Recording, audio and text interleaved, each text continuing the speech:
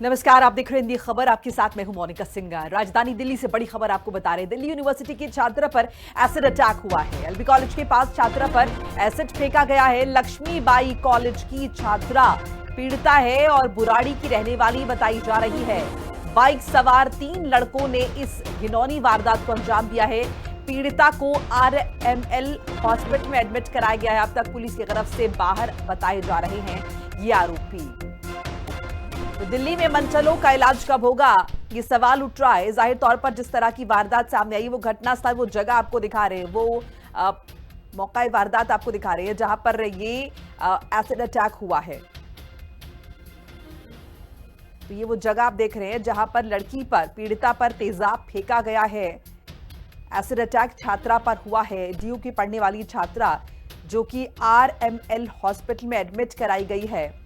आरोपी अभी भी फरार बताए जा रहे हैं और ऐसे में जाहिर तौर पर सुरक्षा व्यवस्था पर सवाल खड़े होते हैं। और सवाल इस चीज को लेकर भी कि आखिर कैसे इन मनचलों के हौसले इस तरह से बुलंद हैं कि राजधानी दिल्ली में वो लड़कियों पर इस तरह के हमले कर रहे हैं। लक्ष्मीबाई कॉलेज की छात्रा बताई जा रही है पीड़िता, जो कि अस्पताल में एडमिट है। और इन सब के बीच सवालिया निशान पुलिस पर कि पुलिस के होते हुए भी क्या अपराधियों में वो खौफ नहीं है, क्या उन्हें इसका अंजाम पता नहीं है, या फिर वो इस बात को लेकर आश्वस्त हैं कि वो इस वारदात को अंजाम देंगे और उसके बाद मौके से चुपके से निकल जाएंगे और कोई भी उनका बाल भी बाका नहीं कर पाएगा। 3 लड़के बताए जा रहे हैं। आरोपी का नाम जितेंद्र, ईशान और अरमान बताया जा रहा है। तीनों फरार बताए जा रहे हैं, अभी भी पुलिस की गिरफ्त से दूर हैं। डीयू के छात्रा पर एसिड अटैक की खबर बताई जा रही है। ये सुबह 10 बजे अशोक विहार में मेरा कॉलेज है, लक्ष्मीबाई कॉलेज के पास। जितेंद्र और 2 लोग और थे, ईशान और अरमान। बाइक से कॉलेज जा रही थी। आज मेरी क्लास थी। सैटरडे संडे मेरी क्लास होती है, मैं वहीं जा रही थी। सबसे पहले तो मैं क्लियर कर दूं कि वो लक्ष्मीबाई कॉलेज की रेगुलर छात्रा नहीं है। वो एनसी वेब की छात्रा है, जिसकी क्लास केवल सैटरडे संडे को होती है। क्योंकि रेगुलर कॉलेजेस अभी बंद चल रहे हैं, क्योंकि सेमेस्टर ब्रेक चल रहा है अभी, जो विंटर ब्रेक है अभी वो हैं। इस वजह से कॉलेज रेगुलर वाले बच्चे नहीं है। वो एनसी वेब की क्लासेज हमारे यहाँ हो रही है और एनसी वेब की क्लासेज दिल्ली यूनिवर्सिटी की तरफ से मॉनिटरिंग होती है। हमारे यहाँ एक सेंटर है जिस पर सैटरडे संडे को क्लासेज होती है। हमें जो सूचना मिली है कि वह सुबह आ रही थी कॉलेज के लिए, और जो मेन रोड आपने देखा होगा, मेन रोड पर उनके साथ एक अटैक होता है, इसी का अटैक होता है। हम तुरंत पुलिस प्रशासन से संपर्क में लगातार, और बच्चे ने जो स्टेटमेंट दिया पुलिस को, पुलिस ने ये बताया कि वो बच्ची, वो उनकी पारिवारिक रंजिश थी, उनके साथ लगातार उनका कुछ विवाद चल रहा था और इस कारण से ऐसा हुआ है। राजधानी दिल्ली में एक बार फिर महिला सुरक्षा पर सवाल खड़े हो रहे हैं और दिल्ली से चौंकाने देने वाली खबर जो सामने आई है। भारत नगर इलाके के कहते लक्ष्मीबाई कॉलेज के पास सेकंड ईयर की छात्रा कहते एक्स्ट्रा क्लास लेने पहुंची थी। कहीं ना कहीं वहां पर 3 युवक पहुंचे और कहते 3 युवक ने महिला के ऊपर जो है, युवती के ऊपर एसिड फेंक दिया। और कहते ये आप देख सकते हैं, यहाँ पर जो स्पेशल टीम यहाँ पर पहुंची थी, उसने यहाँ पर पूरी जानकारी लिखी हुई है। और जो एसिड जो है यहाँ पर पड़ा हुआ है, लगभग ये कहते सुबह की घटना है। और एफएसएल टीम को जब कहते हैं जो भारत नगर पुलिस है उसको जानकारी मिली, उसके बाद पुलिस यहाँ पर मौके पर पहुंची और युवती से बात की। युवती को अस्पताल पहुंचाया गया। जो 3 युवक थे, उसमें से 3 युवकों का नाम जो है जितेंद्र बताया जा रहा है और ईशान और अरमान बताया जा रहा है। बताया जा रहा है कि ईशान ने कहते अरमान को तेजाब की बोतल दी और उसने जो अरमान था उसने कहते युवती के ऊपर तेजाब फेंका। युवती ने अपना चेहरा बचाने के लिए दोनों हाथ आगे करे और हाथ दोनों झुलस गए और युवती जल गई। और तेजाब का जो कहते असर था वो युवती के हाथों में पड़ा और युवती को अस्पताल ले जाया गया। युवती ने पुलिस को जानकारी दी कि जितेंद्र जो है अपने 3 दोस्तों के साथ भारत नगर के कहते हैं जो लक्ष्मीबाई कॉलेज के बाद आया था। और कहते जो ईशान था उसने अरमान को बोतल दी। अरमान ने जो एसिड का जो कहते वार करा वो युवती के हाथ पर पड़ा है और युवती जो झुलस गई है। फिलहाल इस पूरे मामले को लेकर जो है दिल्ली पुलिस सख्ते में है और कहते जो आरोपी है उनको तलाश कर रही है। कैमरामैन पवन शोर के साथ मैं अमित सोनकर, हिंदी खबर, दिल्ली। के भारत नगर थाना इलाके के एलबी कॉलेज के पास उस वक्त हड़कंप मच गया जब सुबह 8 बजे पुलिस को सूचना मिली कि एक लड़की पर 3 बाइक सवारों ने तेजाब फेंका और उसके बाद वो मौके से फरार हो गए। मैं आपको दिखा दूं, ये वही जगह है जहां पे वो 22 साल की छात्रा जो है लक्ष्मीबाई कॉलेज की, वो यहाँ से गुजर रही थी। तभी 3 बाइक सवार लड़के आए और उन्होंने उस पर तेजाब फेंका और उसके बाद मौके से फरार हो गए। पुलिस का कहना है कि लड़की जो है वो बुराड़ी इलाके की रहने वाली है और जो बाइक सवार लड़के थे वो भी बुराड़ी इलाके के ही रहने वाले हैं और शायद उस लड़की के वो परिचित रहे हैं, कोई पुराना दोस्त रहा है। शायद ये मामला प्रेम प्रसंग से जुड़ा हुआ लग रहा है, जिसको लेकर लड़की पर तेजाब फेंका गया। फिलहाल भारत नगर थाना पुलिस इस पूरे मामले की जांच करने में लगी हुई है। पुलिस का कहना है कि गनीमत रही कि लड़की तेजाब फेंका गया तो उसने अपने दोनों हाथ आगे कर दिए, जो उसके हाथ में बैग था, जिसकी वजह से उसका चेहरा जो है वो झुलसने से बच गया, लेकिन लड़की के दोनों हाथ जो है वो बुरे तरीके से झुलस गए, जिसके बाद लड़की को आरएमएल हॉस्पिटल में भर्ती कराया गया है, जहां पर उसका इलाज जारी है।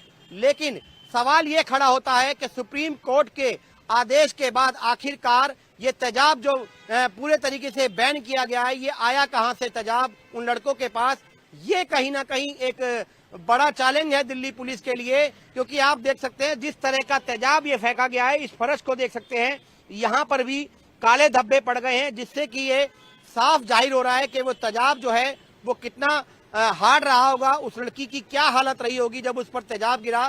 फिलहाल भारत नगर थाना पुलिस इस पूरे मामले की जांच करने में लगी हुई है। मैं अपने कैमरामैन साथी सतेंद्र के साथ दीपक शर्मा, हिंदी खबर, दिल्ली।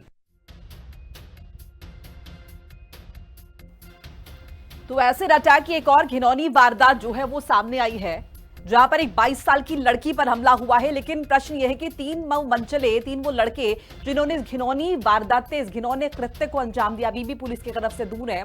10 साल तक की सजा होती है एसिड अटैक करने वाले हमलावरों पर, और इसके अलावा जुर्माना भी अदालत द्वारा लगाया जाता है। लेकिन अभी भी पुलिस की तरफ से दूर ये बताए जा रहे हैं, एलबी कॉलेज के पास छात्र पर एसिड अटैक हुआ है। वो तस्वीरें भी आपको दिखाई जिस जगह पर यहां पर छात्रा के साथ ये वारदात हुई है, और उसने अपना चेहरा बचाने के लिए अपने हाथों को आगे किया, जिसके बाद दोनों हाथ उसके जल गए। तो क्या हुआ है, छात्र पर एसिड अटैक हुआ है, किसने फेंका? 3 आरोपी बताए जा रहे हैं। ईशान, अरमान, जितेंद्र इनके नाम है। एक्शन क्या हुआ है, अभी तक आरोपियों की तलाश हो रही है, ढूंढा जा रहा है। नाम जैसे कि मैंने जिक्र किया, जितेंद्र, ईशान और अरमान।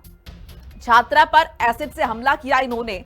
3 आरोपी बताए जा रहे हैं, एक ने बॉटल पास की है, दूसरे को, और उसके बाद तीसरे ने इस तरीके से एसिड से जो है छात्रा पर हमला किया है। लेकिन अभी भी पुलिस इन्हें ढूंढ नहीं पाई है। ये 3 वो आरोपी बताए जा रहे हैं जिनकी पहचान अभी इनके नाम उजागर हो पाए हैं। जैसे कि छात्रा ने बताया है, उसने बताया कि हमारी पुरानी रंजिश चल रही थी, जिसका बदला इन 3 लड़कों ने इस तरीके से छात्रा पर लिया है कि उस पर यह एसिड अटैक कर दिया है। लेकिन अभी भी ये तीनों आरोपी पुलिस की तरफ से दूर बताए जा रहे हैं। ऐसे में प्रश्न ये उठता है कि पुलिस के हाथ अब तक खाली क्यों हैं? क्यों अभी तक इनके गिरफ्तार तक नहीं पहुंच पाए हैं कानून के हाथ? राजधानी दिल्ली में सबसे ज्यादा एसिड अटैक अगर जिक्र करें तो ये पश्चिम बंगाल में, फिर उसके बाद उत्तर प्रदेश और राजधानी दिल्ली का नाम सामने आता है। राजधानी दिल्ली में अगर इस तरह के कृत्य हो रहे हैं तो निश्चित तौर पर यह बहुत बड़ा सवालिया निशान उठता है, क्योंकि दिल्ली पुलिस केंद्र के अधीन आती है, और ऐसे में यहां पर अगर इस तरह के कृत्य हो रहे हैं और अपराधियों के हौसले बुलंद हैं, तो ये बहुत बड़ा प्रश्न चिन्ह है लॉ एंड ऑर्डर पर।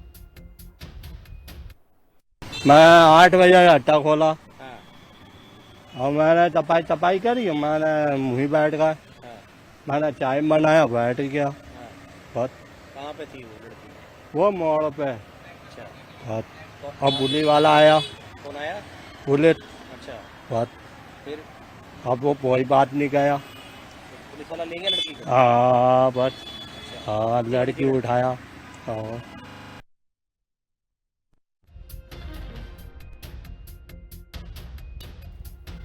तो ये वारदात जो बताई जा रही है, अब ऐसे में सबकी निगाहें भारत नगर पुलिस पर टिकी हुई है कि अब तक क्या एक्शन उन्होंने लिया है।